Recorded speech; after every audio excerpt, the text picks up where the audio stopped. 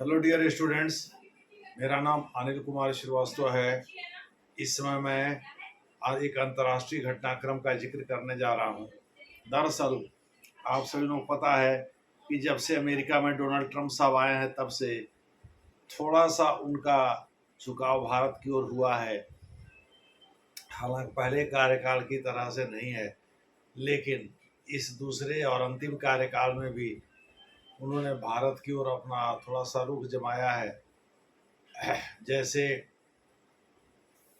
America के vice president JD वांस अपने पत्नी और बच्चों सहित भारत आए हैं। अभी वो राजस्थान के दौरे पर हैं। उसके बाद वो जयपुर जब वहाँ जाएंगे, उत्तर प्रदेश ताजमहल देखने जाएंगे। उन्होंने भारत में भारत की भूमि पर चीनियों को पिजन यानी छोटा आदमी कहा है। पिजन का वैसे शाब्दिक अर्थ होता है कबूतर, लेकिन पिजन का मतलब होता है छोटा आदमी या मलेच्छ आदमी। वो छोटा आदमी को ही कहा है व्यापार के मामले में। आप सभी लोगों को पता है पहले अमेरिका ने चीन से मंगाए जाने वाले सामान पर 104%, बाद में बढ़ाकर 125%, अब 245% तक टैक्स लगा दिया है, यानी टैरिफ लगा दिया है। दूसरे शब्दों में अमेरिका में जो चीनी सामान बिकते थे वो उस पर अब 245% का टैरिफ होगा। दूसरे शब्दों में 1 रुपए का सामान 245 रुपये महंगा बिकेगा। जाहिर है कि चीनी सामान अमेरिकी बाजार में बहुत महंगे हो जाएंगे, जिससे अमेरिकी लोग चीनी सामान नहीं खरीदेंगे। पहले 60% वालमार्ट जैसे डिपार्टमेंटल स्टोर में भी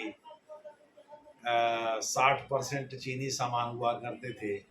चूँकि वहाँ लेबर सस्ता है और पश्चिमी तट पर उद्योगों का हब बना रखा है इसने, चीन ने, यानी उसको आप पूर्वी प्रशांत कह सकते हैं। पूर्वी तट पर, पश्चिमी नहीं सॉरी, पूर्वी तट पर हब बना रखा है।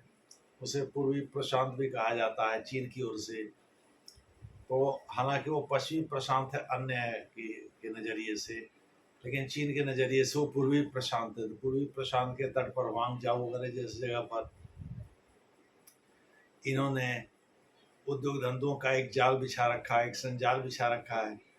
और इस वजह से कहा जाता था कि वहाँ चीन लेबर सस्ते होने की वजह से सबको जॉब भी मिल जाता है और सामान सस्ते होने जैसे अमेरिका में और यूरोप में इसको बहुत पसंद किया जाता है। तो यूरोप में तो कंजम्पशन बहुत पहले प्लेटोड यानी समतल हो गया था, एक समान यानी गिर गया था। अब अमेरिका की बात, अमेरिका में भी चीनी सामान काफ़ी महंगे हो जाएंगे। तो जेडी वांस ने इन्हीं वो सब की वजह से चीन को लेकर के डिराइट किया है। चीन को पहले पहले कार्यकाल के दौरान डोनाल्ड ट्रंप मानते हैं कि चीन में जो कोविड-19 जो उनके मध्य चीनी प्रांत में वुहान में जो वुहान की लाइब्रेरी में आर्टिफिशियल तरीके से कोविड-19 के वायरस बनाए गए, दुनिया को तबाह करें। हालांकि चीन भी कम तबाह नहीं हुआ। तो उसको किंग फू कहा करते थे चीन को उसी समय, यानी मजाक मजाक में चीन का हंसी मजाक उड़ाया करते थे। एक बार तो भारत और चीन युद्ध के मुहाने पर भी आ गए थे गलवान घाटी घटना के बाद। उसके बाद जेडी जेडी वांस उस समय नहीं थे, उस समय तो कोई और वाइस प्रेसिडेंट था, माइक पेंस शायद थे। और डोनाल्ड ट्रंप साहब उस समय अमेरिका के राष्ट्रपति थे। तो डोनाल्ड ट्रंप साहब उसी दौरान जो है भारत को सपोर्ट कर दिए थे और हिंद महासागर में जो नौसैनिक अड्डा दिएगो गार्सिया शागोस आइलैंड के में बसा हुआ है, तो उस वहाँ उसने उन्होंने अपने बॉम्बर यानी जिससे गैर परंपरागत यानी आणविक हथियारों को ड्रॉप किया जाता है, वो बॉम्बर तक उतार दिया था। इससे चीन जो है न तो ताइवान पर हमला कर पाया था, ना तो भारत पर हमला कर पाया था। जबकि भारत पर उस समय टू फ्रंट यानी पाकिस्तान और चीन मिलकर के भारत पर हमला करने की फिराक में थे, लेकिन चीन के पैर पीछे खींचने की वजह से पाकिस्तान भी पीछे हट गया, क्योंकि पाकिस्तान अकेले की औकात तो है नहीं भारत से मुकाबला कर सके। तो इस प्रकार से संभव है कि चीन भारत के संबंध उस समय बहुत खराब हो गए थे और डोनाल्ड ट्रंप उसी चीज़ को आगे बढ़ाने की कोशिश कर रहे हों। हो सकता है वो उनके दिलो दिमाग पर छाया हुआ हो, लेकिन अब ऐसी बात नहीं है। अब चीन भी समझ गया है कि अमेरिका जैसे 34 करोड़ वाले देश में अगर उसके सामान नहीं बिकेंगे तो भारत जैसे 150 करोड़ के देश में बेचना आसान होगा। इसीलिए भारत के सामने वो गिड़गिड़ा रहा है, वो अपनी नाक रगड़ रहा है और नरेंद्र मोदी की तारीफ कर रहा है। दूसरे शब्दों में अब वो गलवान उलवान घाटी भूल गया है, क्योंकि चीन भी जानता है भाई पैसा तो अंततः जरूरी है, क्योंकि पैसा है तभी जा करके वो सेना पर खर्च करके और अपने सैनिक ताकत को बढ़ा सकता है।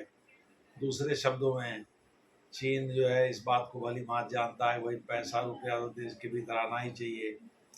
और आपको बता दें उसके जीडीपी में 56% आज भी ट्रेड सेल्स का योगदान है। दूसरे शब्दों में व्यापार करके सामान बेच करके जो पैसा कमाता है उस पैसे का वहाँ के जीडीपी में 56% योगदान है।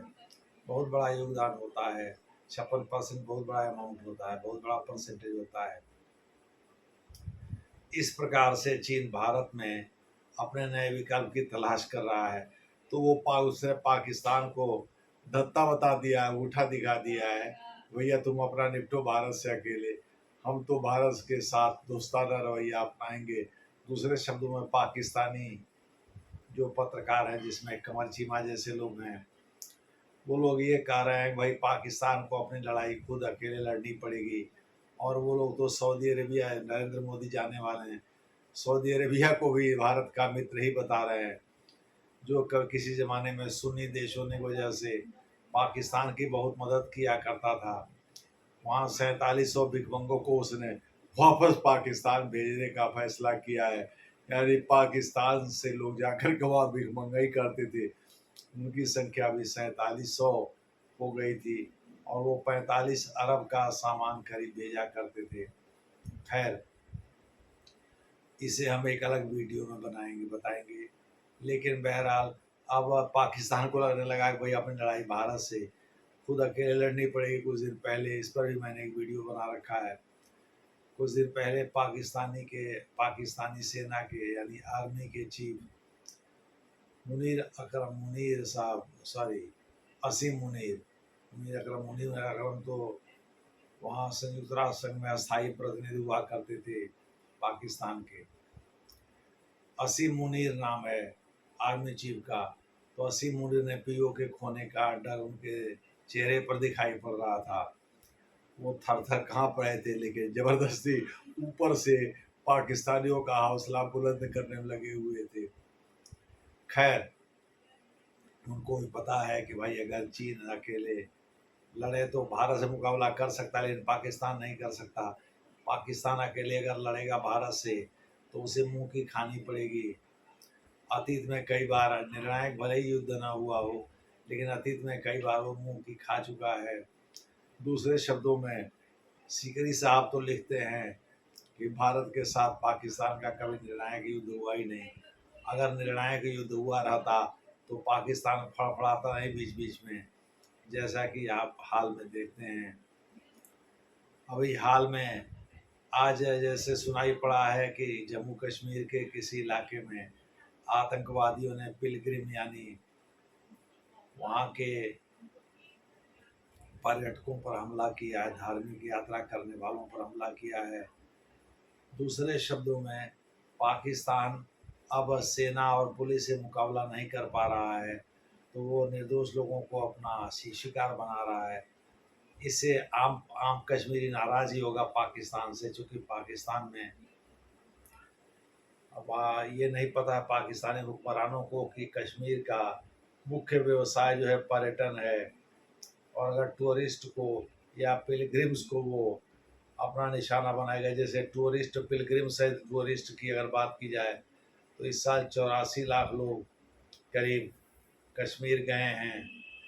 माने पिछले एक साल के भीतर, पिछले साल से एक साल का अगर आंकड़ा, पिछले साल मार्च से लेकर अप्रैल से लेकर इस साल मार्च तक अगर फाइनेंशियल ईयर की बात की जाए तो एक फाइनेंशियल ईयर में भी 84 लाख लोगों का दौरा हुआ है कश्मीर में, चाहे उन्होंने कश्मीर में ही खर्च किया होगा। तो चीन ने पाकिस्तान को ठेंगा दिखा दिया है और चीन नाक रगड़ रहा है भारत के सामने। भाई भारत ने कई पॉलिसी चेंज कर दी। Cabinet committee on economic affairs ने अपने पॉलिसी में चीन को टारगेट करते हुए उस पर कई तरह की पाबंदी लगा दी है इन्वेस्टमेंट वगैरह संबंधी। तो चीन जो है भारतीय बाजार को देख रहा है। इस वजह से पहले ये था भाई व्यापार अपनी जगह चलता रहेगा, सीमा विवाद अपनी जगह है, वो अपनी जगह निपटना होगा। तो पहले चीन इस तरह की शरारत किया करता था मनमोहन सिंह के समय तक। लेकिन अब उसे पता चल गया है कि भाई नरेंद्र मोदी के बारे में आप अच्छा भी कह सकते हैं, आप बुरा कह सकते हैं, लेकिन कभी भी नरेंद्र मोदी को कमीना नहीं कह सकते कि भाई वो राष्ट्र के हित के बारे में नहीं सोचते हैं। वो यहाँ पे कह सकते हैं कि उनकी पॉलिसी खराब है या उनकी पॉलिसी अच्छी है, लेकिन ये नहीं कह सकते कि वो राष्ट्रवादी नहीं है।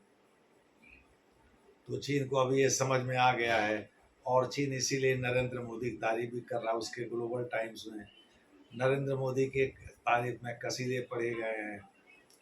और चीन अब अमेरिका से विमुख होकर के भारत की ओर अपना रुख करना चाहता है, क्योंकि भारतीय बाजार बहुत बड़ा बाजार है, एक उभरता हुआ बाजार भी है, कंज्यूमर यहाँ ठीक ठाक हैं। तो इस प्रकार से चीन को लगता है भाई उसके सामान की खपत अगर कहीं होगी तो भारतीय बाजारों में ही होगी, और वो बिना प्रधानमंत्री नरेंद्र मोदी को मिलाए नहीं हो सकती है, क्योंकि नरेंद्र मोदी ने साइलेंटली भारत में औसत भारतीयों में राष्ट्रवाद का की भावना को प्रबल कर दिया है। इसलिए ज़रूरी है कि भारत में नरेंद्र मोदी को मिला करके ही चलना होगा या उनकी सरकार को मिला करके ही चलना होगा। इसलिए जो एंटी इंडिया स्टैंड था चाइना का, अभी उन्होंने बैक बर्नर पर रख दिया है उसको, और भारत से दोस्ताना दोस्ती की पींगे बढ़ा रहे ताकि अमेरिका को अलग थलग कर सके चीन। क्योंकि चीन अंदर ही अंदर अमेरिका से भी तो नाराज है, खास करके डोनाल्ड ट्रंप की सरकार से बहुत ज़्यादा नाराज है। लेकिन अमेरिका में विदेश मामले में वहाँ की या तो सीनेट सर्वोपरि होती है या तो वहाँ का राष्ट्रपति सर्वोपरि होता है, और राज्यों को उससे मतलब होता नहीं। वो संघीय मामले बस देश के भीतर के लिए होते हैं, भले वो आप आपस में सेमी इंडिपेंडेंट हैं, लेकिन उनको वैश्विक मामलों में या विदेश मामलों में राष्ट्रपति या सीनेट की ओर ही देखना होता है। राष्ट्रपति पॉलिसी तो राष्ट्रपति ही बनाता है, सीनेट केवल उसको एंडोर्स करता है। इस प्रकार से चीन जो है खासा नाराज है अमेरिका से, इसीलिए वो भारतीय बाजार को एक्सप्लोर कर रहा है, देखना है इसमें भारत चीन को कहाँ तक का स्पेस देता है, रूम देता है, कहाँ तक चीन घुसपैठ कर पाता है। धन्यवाद।